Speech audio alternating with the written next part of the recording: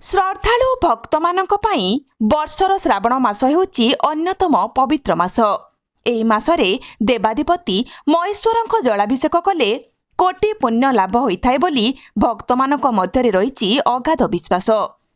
ଏହି ଆସ୍ଥା ଓ ବିଶ୍ୱାସକୁ ନେଇ ପୁର ପଲ୍ଲୀଠାରୁ ଆରମ୍ଭ କରି ସମସ୍ତ ଶୈବ ପୀଠରେ ଭକ୍ତଙ୍କ ଭିଡ଼ ପରିଲକ୍ଷିତ ହେଉଥିଲେ ମଧ୍ୟ ଅଷ୍ଟଶମ୍ଭୁ ପୀଠ ପାଇଁ ବରଗଡ଼ ଜିଲ୍ଲାର ମାନ୍ୟତା ରହିଆସିଛି।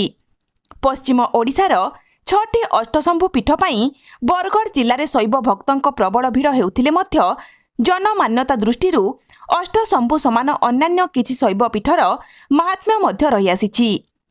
ସେହିଭଳି ଏକ ମାନ୍ୟତାପ୍ରାପ୍ତ ପୀଠ ହେଉଛି ଅତାବିରା ବ୍ଲକ ଅଧୀନ ସରଣ୍ଡାର ବାବା ବିଶ୍ବେଶ୍ୱର ଶୈବପୀଠ।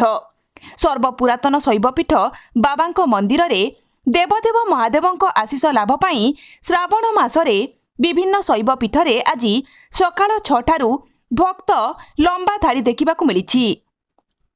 ପ୍ରାୟ ମାସ ସାରା ଲାଗି ରହିଥିବା ରୁଦ୍ରାଭିଷେକ ଜଳାଶାୟୀ କ୍ଷୀରାଶାୟୀ ଦେବାଳୟର ମାନ୍ୟତାକୁ ଆହୁରି ବଢ଼ାଇବାରେ ସହାୟକ ହୋଇପାରିଛି। ଏଠାରେ ଭକ୍ତଙ୍କ ପ୍ରବଳ ଭିଡ଼ ପରିଲକ୍ଷିତ ହେଉଛି। ତେଣୁ ଭିଡ଼ ନିୟନ୍ତ୍ରଣ କରିବା ପାଇଁ ଅତାବିରା ପୋଲିସ ମୁତୟନ ହେଉଛନ୍ତି। ଶ୍ରଦ୍ଧାଳୁ ଓ ଭକ୍ତମାନଙ୍କୁ ମନ୍ଦିର କମିଟି ତଥା ଭକ୍ତମାନଙ୍କ ଦ୍ୱାରା ଅନ୍ନପ୍ରସାଦ ତଥା ଖେଚୁଡ଼ି ଭୋଗ ବଣ୍ଟନ କରାଯାଇଛି।